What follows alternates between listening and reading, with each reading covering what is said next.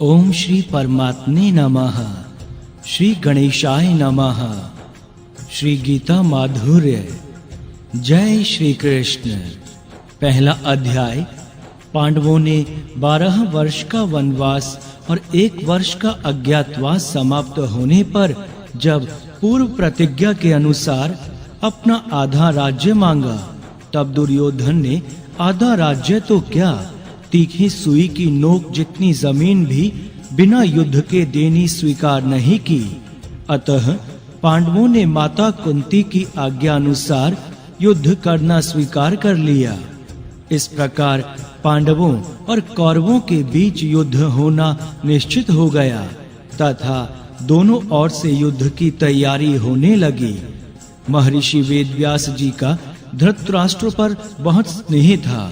उस स्नेह के कारण उन्होंने धृतराष्ट्र के पास आकर कहा कि युद्ध होना और उसमें क्षत्रियों का महान संहार होना अवश्यंभावी है, इसे कोई नहीं टाल सकता। यदि तुम युद्ध देखना चाहते हो तो मैं तुम्हें दिव्य दृष्टि दे सकता हूँ, जिससे तुम यहीं बैठे बैठे युद्ध को अच्छी तरह से देख सकते हो। इस पर धृतराष्ट्र ने कहा कि मैं जन्म भर अंधा रहा, अब अपने कुल के संहार को मैं नहीं देखना चाहता, परंतु युद्ध कैसे हो रहा है यह समाचार जरूर जानना चाहता हूँ। व्यास जी ने कहा कि मैं संजय को दिव्य दृष्टि प्रदान करता हूँ, जिससे यह संपूर्ण युद्ध को, संपूर्ण घटनाओं को, सैनिकों के मन में आई हुई बातों को भी जान लेगा, सुन लेगा, देख लेगा और सब बातें तुम्हें सुना भी देगा। ऐसा कहकर व्यास जी ने संजय को दिव्य दृष्टि प्रदान की। उधर निश्चित समय के अनुसार कुरुक्षेत्र में दोनों सेनाएं युद्ध के लिए तैयार थी। अब प्रश्न होता है कि जब युद्ध के लिए दोनों सेनाएं तैयार थी, ऐसे मौके पर भगवान ने अर्जुन को गीता का उपदेश क्यों दिया? शोक दूर करने के लिए ही भगवान ने अर्जुन को गीता का उपदेश दिया। अर्जुन को शोक कब हुआ और क्यों हुआ? जब अर्जुन ने दोनों सेनाओं में अपने ही निजी कुटुंबियों को देखा और सोचा कि दोनों तरफ हमारे ही कुटुंबी मरेंगे, तब ममता के कारण उनको शोक हुआ।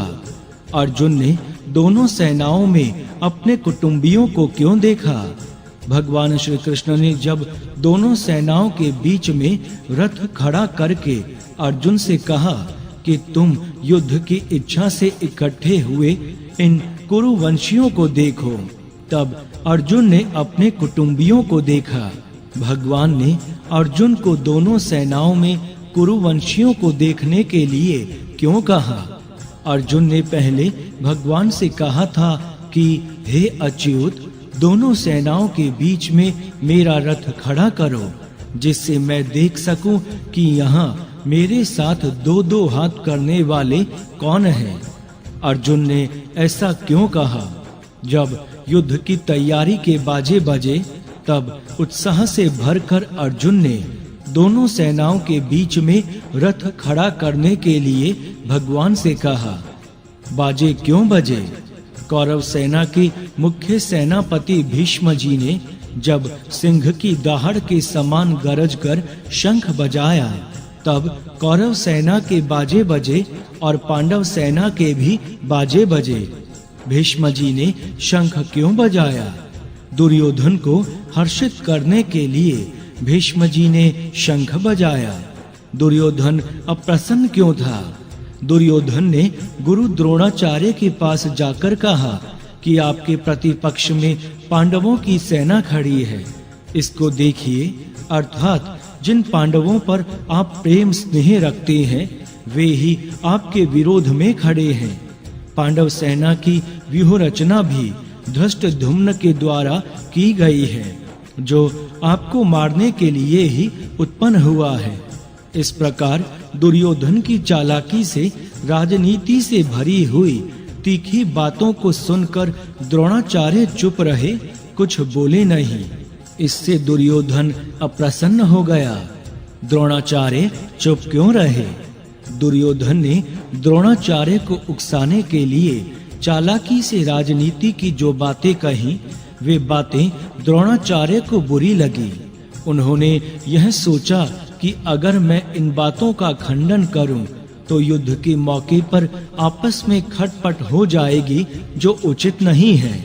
मैं इन बातों का अनुमोदन भी नहीं कर सकता, क्योंकि यह चालाकी से बातचीत कर रहा है, सरलता से बातचीत नहीं कर रहा है।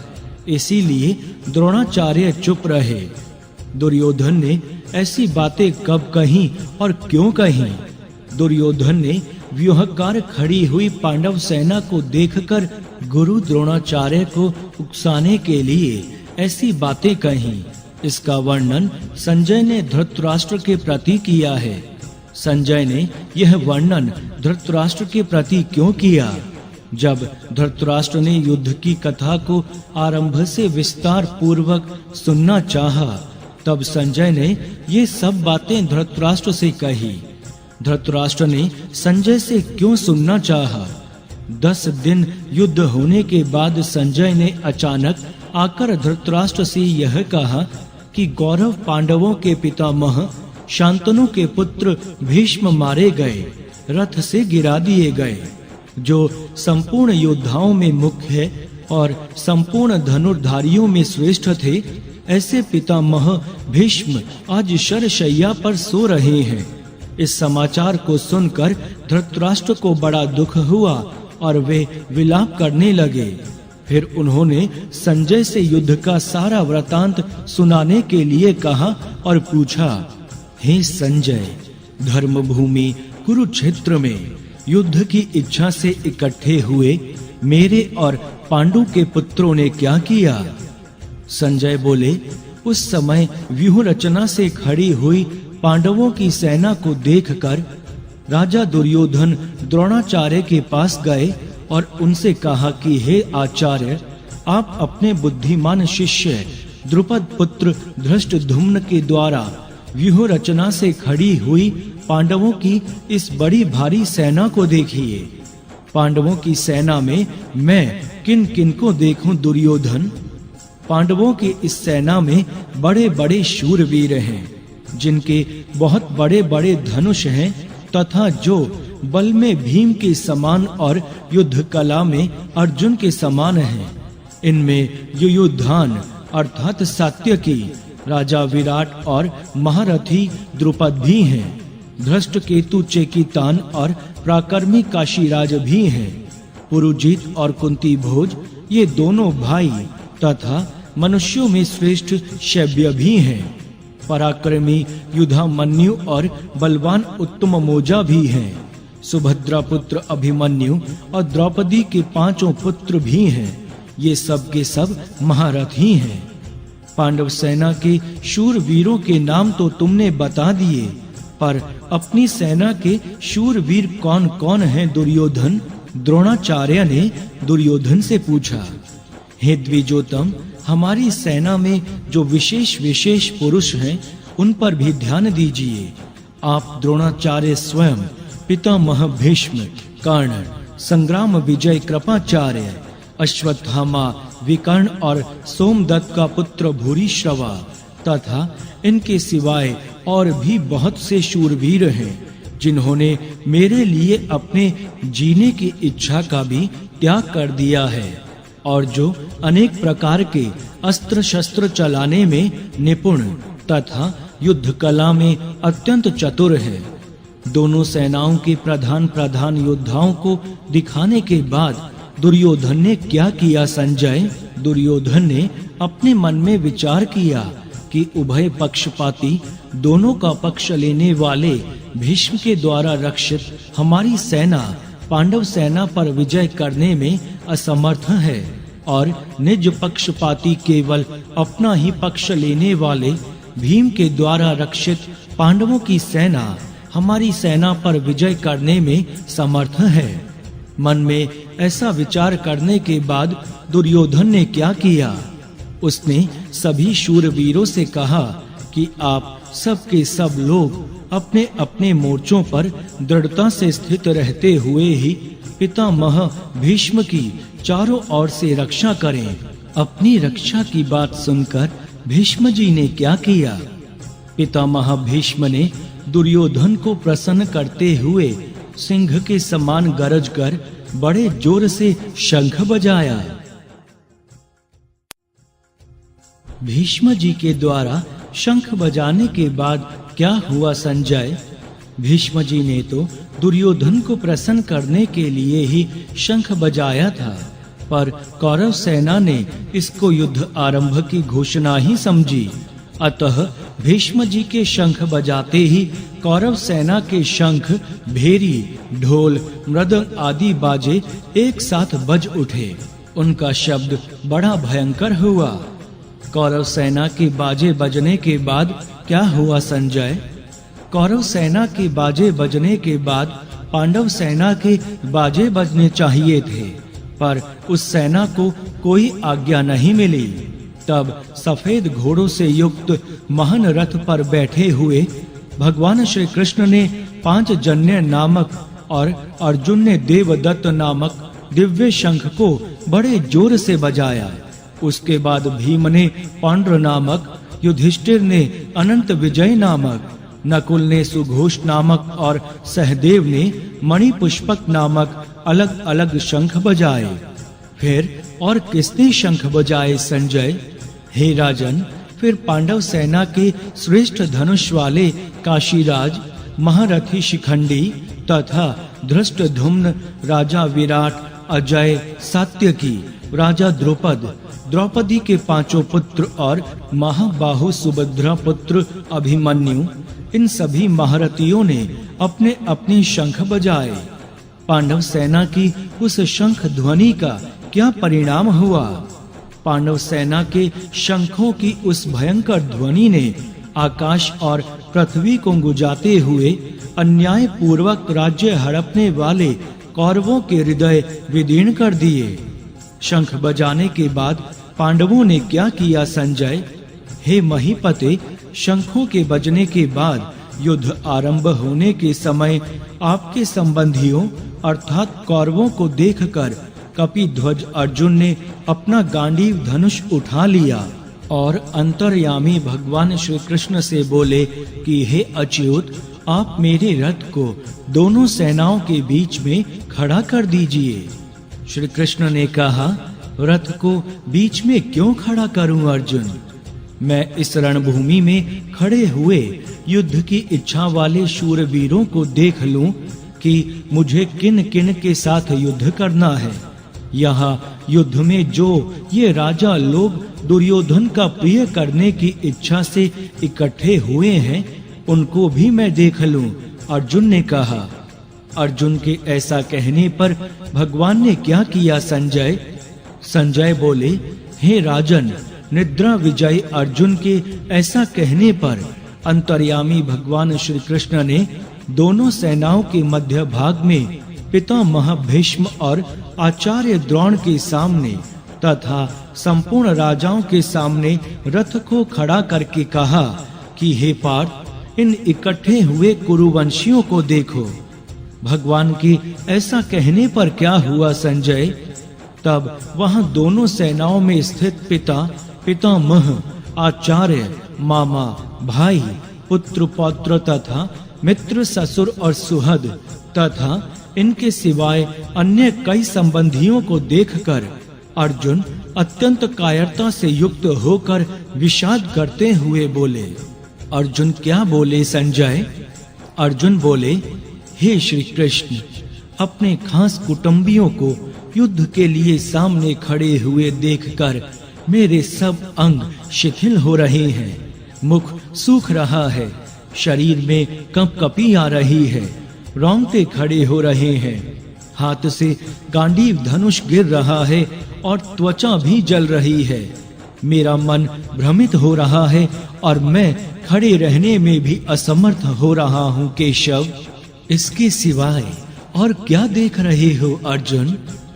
हे केशव, मैं शकुनों को भी विपरीत देख रहा हूँ और युद्ध में इन कुटुंबियों को मारकर कोई लाभ भी नहीं देख रहा हूँ। इनको मारे बिना राज्य कैसे मिलेगा अर्जुन? हे कृष्ण, मैं ना तो विजय चाहता हूँ, ना राज्य चाहता हूँ और ना सुखों को ही चाहता हूँ। हे गोविंद, हम लोगों को राज्य से, भोगों से अथवा जीने से भी क्या लाभ? तुम विजय आदि क्यों नहीं चाहते? हम जिनके लिए राज्य, भोग और सुख चाहते हैं, वे ही ये सब के सब लोग अपने प्राणों की और धन की आशा को छोड़कर युद्ध के लिए खड़े हैं। वे लोग कौन हैं अर्जुन? आचार्य, पिता, पुत्र, पितामह, मामा, ससुर, पौत्र, साले तथा और भी बहुत से संबंधी हैं केशव। यही लोग अगर तुम्हें मारने के लिए तैयार हो जाएं तो ये भले ही मुझे मार डालें, पर हे मधुसूदन, मुझे त्रिलोकी का राज्य भी मिल जाए तो भी मैं इनको मारना नहीं चाहता। फिर पृथ्वी के राज्य के लिए तो कहना ही क्या है। अरे भैया, राज्य मिलने पर तो बड़ी प्रसन्नता होती है, क्या तुम उसको भी नहीं चाहते? हे जनार्दन, इन धृतराष्ट्र के संबंधियों को, जो कि हमारे भी संबंधी हैं, मारकर हमें क्या प्रसन्नता होगी? इन आतताइयों को मारने से तो हमें पाप ही लगेगा। इसीलिए हे माधव, इन धृतराष्ट्र संबंधियों को हम मारना नहीं चाहते, क्योंकि हे माधव, अपने कुटुंबियों को मारकर हम कैसे सुखी हो सकते हैं? ये तो तुम्हें मारने के लिए तैयार ही हैं।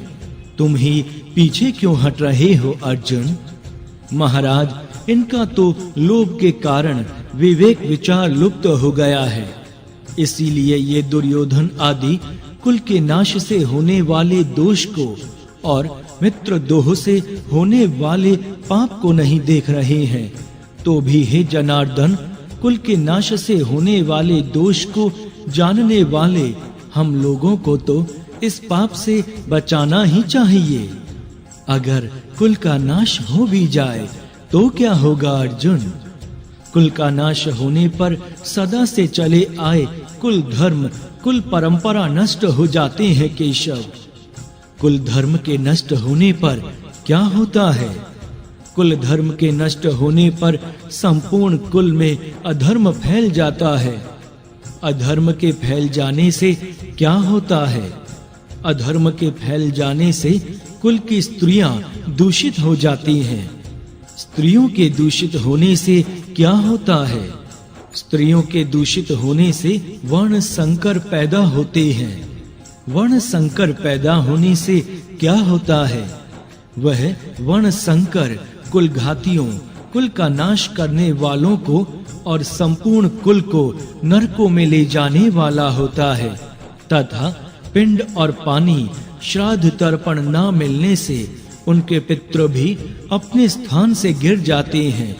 इन वर्ण संकर पैदा करने वाले दोषों से कुल घातियों के सदा से चलते आए हुए कुल धर्म और जाति धर्म दोनों नष्ट हो जाते हैं केशव। जिनके कुल धर्म नष्ट हो जाते हैं, उन मनुष्यों का क्या होता है? हे जनार्दन, उन मनुष्यों को बहुत समय तक नरकों में निवास करना पड़ता है, ऐसा हम सुनते आए हैं। युद्ध के ऐसे परिणाम को जब तुम पहले से ही जानते हो, तो फिर तुम युद्ध के लिए तैयार ही क्यों हुए? यही तो बड़े आश्चर्य और खेद की बात है कि हम लोग बड़ा भारी पाप करने का निश्चय कर बैठे हैं, जो कि राज्य और सुख के लोभ से अपने कुटुंबियों को मारने के लिए तैयार हो गए हैं। अब तुम क्या करना चाहते हो? मैं अस्त्र शस्त्र छोड़कर युद्ध से हट जाऊंगा। अगर मेरे द्वारा ऐसा करने पर भी हाथों में शस्त्र लिए हुए दुर्योधन आदि मुझे मार डालें तो मार डालें, वह मारना भी मेरे लिए बड़ा हितकारक होगा। ऐसा कहने के बाद अर्जुन ने क्या किया संजय? धृतराष्ट्र बोले। संजय बोले, ऐसा कहकर शोक से व्याकुल मन वाले अर्जुन ने बाण सहित धनुष का त्याग कर दिया और रथ के मध्य भाग में बैठ गए। ओम श्री परमात्मे नमः। दूसरा अध्याय। जय श्री कृष्ण। रथ के मध्य भाग में बैठ जाने पर अर्जुन की क्या दशा हुई संजय? संजय बोले, हे राजन, जो बड़े उत्साह से युद्ध करने आए थे, पर कायरता के कारण जो विषाद कर रहे हैं और जिनके नेत्रों में इतने आंसू भर आए हैं कि देखना भी मुश्किल हो रहा है, ऐसे अर्जुन से भगवान मधुसूदन बोले कि हे अर्जुन, इस बेमौके पर तुम में यह कायरता कहां से आ गई? यह कायरता ना तो श्रेष्ठ पुरुषों के द्वारा धारण करने लायक है, ना स्वर्ग देने वाली है और ना कीर्ति करने वाली ही है। इसीलिए हे पार्थ, तो इस नपुंसकता को अपने मत में मत आने दे, क्योंकि तेरे जैसे पुरुष में इसका आना उचित नहीं है। अतः हे परंतप, हृदय की इस तुच्छ दुर्बलता को छोड़कर तू युद्ध के लिए खड़ा हो जा। ऐसा सुनकर अर्जुन क्या बोले संजय? अर्जुन बोले, महाराज, मैं मरने से थोड़े ही डरता हूँ, मैं तो मारने से डरता हूँ। हे अरिसुदन, ये भीष्म और द्रोण तो पूजा करने योग्य हैं, इसीलिए हे मधुसूदन, ऐसे पूज्य जनों को तो कटु शब्द भी नहीं कहना चाहिए। फिर उनके साथ मैं बाणों से युद्ध कैसे करूं? अरे भैया, केवल कर्तव्य पालन के सामने और भी कुछ देखा जाता है क्या? महाराज, महानुभाव गुरुजनों को ना मारकर मैं इस मनुष्य लोक में भिक्षा के अन्न से जीवन निर्वाह करना भी श्रेष्ठ समझता हूँ। अगर आपके कहे हुए अनुसार मैं युद्ध भी करूं, तो गुरुजनों को मारकर उनके खून से लथपथ तथा धन की कामना की मुख्यता वाले भोगों को ही भोगूंगा। इससे मुझे शांति थोड़े ही मिलेगी। फिर तुम क्या करना ठीक समझते हो अर्जुन? हे भगवान, हम लोग यह नहीं समझ पा रहे हैं कि युद्ध करना ठीक है या युद्ध ना करना ठीक है, तथा युद्ध में हम उनको जीतेंगे या वे हमको जीतेंगे। सबसे बड़ी बात तो यह है भगवान कि हम जिनको मारकर जीना भी नहीं चाहते, वे ही धृतराष्ट्र के संबंधी हमारे सामने खड़े हैं। फिर इनको हम कैसे मारें? जब तुम निर्णय नहीं कर सकते हो, तो फिर तुमने क्या उपाय सोचा? हे महाराज, कायरता के दोष से मेरा छात्र स्वभाव दब गया है और धर्म का निर्णय करने में मेरी बुद्धि काम नहीं कर रही है। इसीलिए जिससे मेरा निश्चित कल्याण हो, वह बात मेरे लिए कहिए। मैं आपका शिष्य हूँ और आपके ही शरण हूँ। आप मुझे शिक्षा दीजिए प्रभु। परंतु महाराज, आपने पहले जैसे युद्ध करने के लिए कह दिया था, वैसा फिर ना कहें, क्योंकि युद्ध के परिणाम में मुझे यहाँ का धन धान्य से संपन्न और निष्कंटक राज्य मिल जाए अथवा देवताओं का आधिपत्य मिल जाए, तो भी मेरा यह इंद्रियों को सुखाने वाला शोक दूर हो जाए, ऐसा मैं नहीं देखता। फिर क्या हुआ संजय? संजय बोले, हे राजन, निद्रा विजय अर्जुन अंतर्यामी भगवान श्री कृष्ण से मैं युद्ध नहीं करूंगा, ऐसा साफ साफ कहकर चुप हो गए। अर्जुन के चुप हो जाने पर भगवान ने क्या कहा? अंतर्यामी भगवान श्री कृष्ण दोनों सेनाओं के मध्य भाग में विषाद करते हुए अर्जुन से मुस्कुराते हुए कहने लगे, तू शोक न करने लायक का शोक करता है और पंडिताई की सी बड़ी बड़ी बातें बघारता है, परंतु जो मर गए हैं उनके लिए और जो जीते हैं उनके लिए भी पंडित लोग शोक नहीं करते। शोक क्यों नहीं करते भगवान? मैं, तू और ये राजा लोग पहले नहीं थे, यह बात भी नहीं है, और हम सब आगे नहीं रहेंगे, यह बात भी नहीं है। अर्थात हम सब पहले भी थे और आगे भी रहेंगे। ऐसा जानकर पंडित लोग शोक नहीं करते। इस बात को कैसे समझा जाए? अरे भैया, देहधारी के इस शरीर में जैसे कुमार, युवा और वृद्धावस्था होती है, ऐसे ही देहधारी को दूसरे शरीरों की प्राप्ति होती है। इस विषय में पंडित लोग मोहित नहीं होते। कुमार आदि अवस्थाएं शरीर की होती हैं, यह तो ठीक है, पर अनुकूल प्रतिकूल सुखदाई दुखदाई पदार्थ सामने आ जाएं, तब क्या करें भगवान? हे कुंती नंदन, इंद्रियों के जितने विषय अर्थात जड़ पदार्थ हैं, वे सभी अनुकूलता और प्रतिकूलता के द्वारा सुख और दुख देने वाले हैं, परंतु वे आने जाने वाले और अनित्य ही हैं। इसीलिए हे अर्जुन, उनको तुम सहन करो, अर्थात उनमें तुम निर्विकार रहो। उनको सहने से, उनमें निर्विकार रहने से क्या लाभ होता है केशव? हे पुरुषों में श्रेष्ठ अर्जुन, सुख दुख में समान अर्थात निर्विकार रहने वाले जिस धीर पुरुष को ये इंद्रियों के विषय अर्थात जड़ पदार्थ सुखी दुखी नहीं करते, वह स्वतः सिद्ध अमरता अर्थात परमात्मा की प्राप्ति का अनुभव कर लेता है। वह अमरता का अनुभव कैसे कर लेता है केशव? सत अर्थात चेतन तत्व की सत्ता का कभी अभाव नहीं होता और असत अर्थात जड़ पदार्थों की सत्ता ही नहीं है। इन दोनों के तत्व को तत्वदर्शी ज्ञानी महापुरुष जान लेते हैं, इसीलिए वे अमर हो जाते हैं। वह सत अविनाशी क्या है भगवान, जिससे यह संपूर्ण संसार व्याप्त है? उनको तुम अविनाशी समझो। इस अविनाशी का विनाश कोई भी नहीं कर सकता। असत विनाशी क्या है भगवान? इस अविनाशी, अप्रमेय और नित्य रहने वाले शरीरी के ये सब शरीर अंत वाले हैं, विनाशी हैं। इसीलिए हे अर्जुन, तुम अपने युद्ध रूप कर्तव्य कर्म का पालन करो।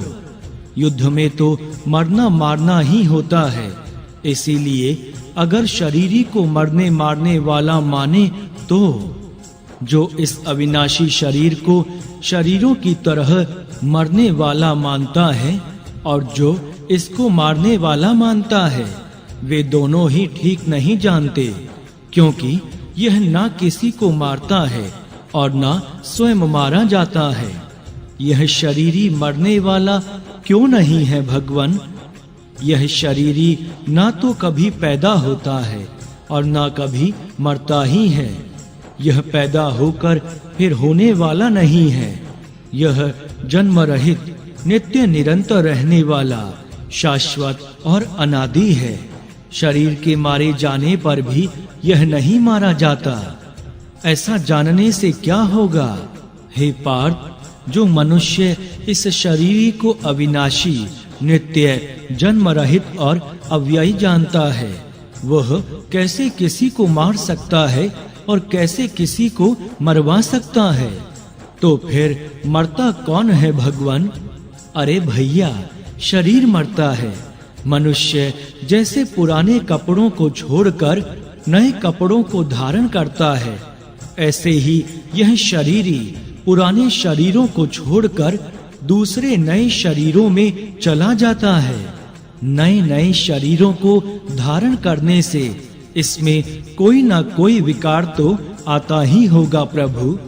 नहीं, इसमें कभी कोई विकार नहीं आता, क्योंकि इस शरीर को शस्त्र काट नहीं सकते, अग्नि जला नहीं सकती, जल गीला नहीं कर सकता और वायु सुखा नहीं सकती। यह शस्त्र आदि से कटता, जलता, गलता और सूखता क्यों नहीं है केशव? यह शरीरी काटा भी नहीं जा सकता, जलाया भी नहीं जा सकता, गीला भी नहीं किया जा सकता और सुखाया भी नहीं जा सकता, क्योंकि यह नित्य रहने वाला, सब में परिपूर्ण, स्थिर स्वभाव वाला, अचल और सनातन है। यह देही इंद्रियों आदि का विषय नहीं है, अर्थात यह प्रत्यक्ष नहीं दिखता, यह अंतः